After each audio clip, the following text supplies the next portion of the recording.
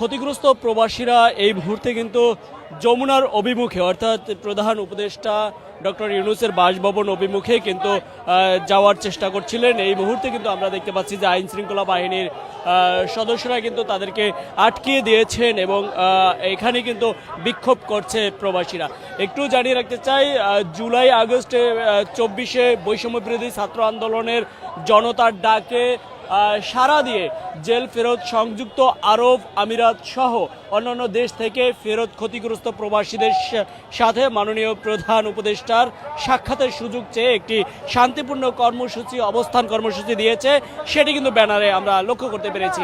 এবং তারা এই মুহূর্তে হোটেল কন্টিনেন্টালের সামনে দিয়ে যে যমুনার অভিমুখে অর্থাৎ প্রধান উপদেষ্টার বাসভবনের দিকে যাওয়ার চেষ্টাকালে কিন্তু আটকে দিয়েছেন। যদি আপনারা লক্ষ্য করেন তাহলে কিন্তু দেখতে পাচ্ছেন যে আইন শৃঙ্খলা বাহিনীর সদস্যরা কিন্তু এই মুহূর্তে দাঁড়িয়ে রয়েছে এবং তাদেরকে যেই অবস্থান কর্মসূচি অবশেষে এখানেই কিন্তু করতে হচ্ছে সেটি কিন্তু আমরা দেখতে পাচ্ছি এবং তাদের হাতে বিভিন্ন প্লে কার্ড ব্যানার দেখা যাচ্ছে এবং তাদের যেই 5 দফা দাবি যদি একটু আমি শোনাতে চাই তাহলে হচ্ছে পুনর্বাসন ব্যবস্থা করতে হবে, দুবাইতে নো এন্ট্রি তুলে দিতে হবে এবং চলমান গ্রেপ্তার বন্ধ, বন্দীদের মুক্ত করতে হবে, দোষীদের বিচার করতে হবে, ক্ষতিগ্রস্ত প্রবাসীদের জন্য ফাউন্ডেশন গঠন করতে হবে। এরকম 5টি দাবি নিয়ে কিন্তু তারা এখানে আসছে এবং সেটি কিন্তু আমরা লক্ষ্য করতে পেরেছি। অন্যদিকে যদি একটু আপনারা দেখেন তাহলেই অপর পাশে কিন্তু আমরা লক্ষ্য করতে পেরেছি যে আইন শৃঙ্খলা বাহিনীর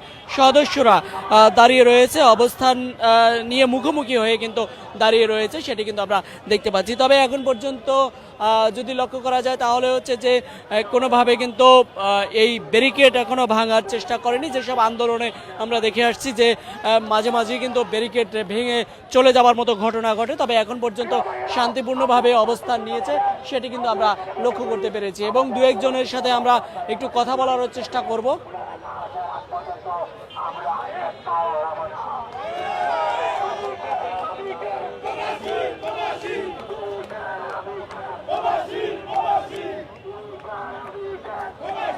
তুমি কে আমি কে প্রবাসী প্রবাসী সহ বিভিন্ন স্লোগান দিয়ে যাচ্ছে, সেটি কিন্তু আমরা দেখতে পাচ্ছি এবং দেখানোর চেষ্টা করছি।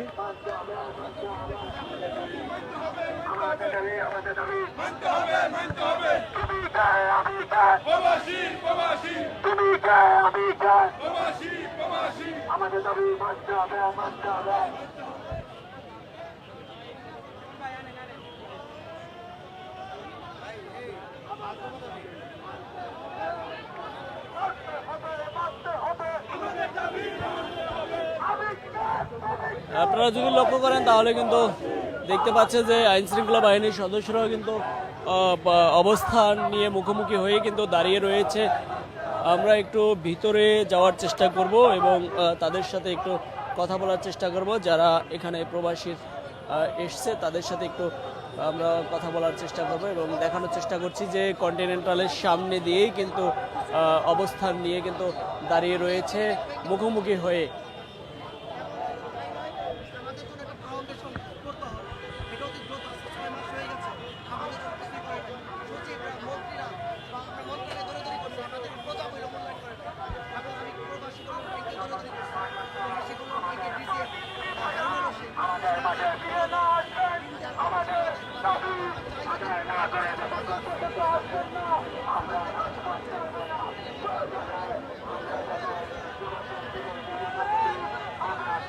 আপনাদের আজকের কর্মসূচি নিয়ে একটু বলবেন, কি দাবি নিয়ে এবং কেন দাঁড়িয়েছেন? আসলে আপনারা ইতিমধ্যে দেখতে পারছেন আমরা সংযুক্ত আরব আমিরাতের প্রবাসী রেমিটেড যোদ্ধারা বৈষম্য বিরোধী আন্দোলনের জন্য আমরা গ্রেফতার হয়েছিলাম। আমরা যখন গ্রেফতার হয়েছিলাম তখন সময় আমরা ডক্টর ইউনূস স্যার অবশ্যই আমাদেরকে এখানে আনছে আলহামদুলিল্লাহ। অবশ্যই আমরা আমাদের দাবি প্রথম আমাদের সবারও দুবার মধ্যে বিজনেস আছে, আমরা চাই আমরা যে নো এন্ট্রিটা তুলে দিয়ে আমরা ওখানে আবার পুনর্বাসন করতে পারি, আবার যেতে পারি ওখানে। অবশ্যই পারবে। পাকিস্তানের মধ্যে এরকম একটা আন্দোলন হয়েছিল, তখন সময় গ্রেফতার করেছিল। ওখানে প্রধানমন্ত্রী যখন ভারতের প্রধানমন্ত্রীর সাথে আলোচনা করছিল তখন সময় ওরা আবার যেতে পারছে। অবশ্যই 12 তারিখ নাকি আমাদের ডক্টর ইউনূস স্যার যাচ্ছে, আমাদের সম্মানিত স্যার যখন যাচ্ছে ওখানে যদি ওটা যদি বলে ইনশাল্লাহ হবে, আমরা আশা করি। আর যারা এখানে দেশে আছে প্রবাসী আমাদের দেশে প্রবাসী ভাইরা এখানে যারা আছে তাদেরকে যদি পুনর্বাসন ব্যবস্থা করতে হবে। আর যারা যারা যারা আমাদেরকে আর কি বিনা সুদে আমাদেরকে আর্থিক অনুদান দিতে হবে। আপনি নিজে কি ক্ষতিগ্রস্ত হয়েছে? আমি নিজে ক্ষতিগ্রস্ত বলতে আমার দুবাইয়ের মধ্যে আমার নিজস্ব বিজনেস আছে, গাড়ির পার্টসের বিজনেস আছে। আমি এই আন্দোলন করতে গিয়ে সম্মতি জানিয়ে আন্দোলন করতে গিয়ে আমি গ্রেফতার হয়েছিলাম। 2 মাসে বেশি আমি গ্রেফতার আসছিলাম। মাটির মধ্যে আমরা ছিলাম, অন্ধকারের মধ্যে আমাদেরকে রাখছিল, এরকম আমরা ছিলাম। আমি বলবো অবশ্যই ডক্টর ইউনূস স্যার যদি চাই বলে ইনশাল্লাহ হবে আমাদেরকে আবার পুনর্বাসন ব্যবস্থা করে দেওয়ার জন্য। এছাড়া আর কোনো আমাদের চাহিদা নেই। অবশ্যই আমরা ইতিমধ্যে জানছেন আমাদের দাবি দেওয়া কি পুনর্বাসন ব্যবস্থা করতে হবে। আর আমাদের এখানে দেখা যাচ্ছে এখনো গ্রেফতার হচ্ছে, হ্যাঁ এখনো গ্রেফতার হচ্ছে দেখা যাচ্ছে। অবশ্যই আমি চাই গ্রেফতার ডক্টর ইউনূস স্যার যদি বলে অবশ্যই গ্রেফতার এটা বন্ধ হবে। কারণ ডক্টর ইউনূস স্যার হচ্ছে সারা বিশ্বের একটা আইডল, নোবেল জয়ী, তাকে সারা বিশ্বেই চিনে। আমি চাই ডক্টর ইউনূস স্যার যদি বলে ইনশাল্লাহ দেখবেন আমাদের গ্রেফতারি বন্ধ হবে, প্লাস আমরা ওখানে আবার পুনর্বাসন করতে পারবো। এইটা স্যার আমরা দেখছিলাম এবং কথা বলে জানার চেষ্টা করছিলাম যে এখানে সর্বশেষ পরিস্থিতি এবং একটু যদি লক্ষ্য করেন তাহলে কিন্তু ডক্টর ইউনূসের বাসভবন অভিমুখী হয়ে কিন্তু হোটেল কন্টিনেন্টালের সামনে এসে দাঁড়িয়েছে এই বিক্ষুব্ধ প্রবাসীরা এবং তারা বলছে যে তারা বিদেশের মাটিতে অর্থাৎ দুবাইয়ের কথাটাই বেশি বলছে, যে আরব আমিরাতে তাদের কারো কারো বিজনেস আছে, কেউ কেউ চাকরি করতো। তো সেই সুবাদে তারা যখন 24-এর গণঅভ্যুত্থান হচ্ছিল বাংলাদেশে তখন কিন্তু তারা সেখানে আন্দোলন গড়ে তুলছিল এবং তারা কিন্তু স্লোগান বিক্ষোভ করেছিল বাংলাদেশের পক্ষে হয়ে শেখ হাসিনার বিরুদ্ধে।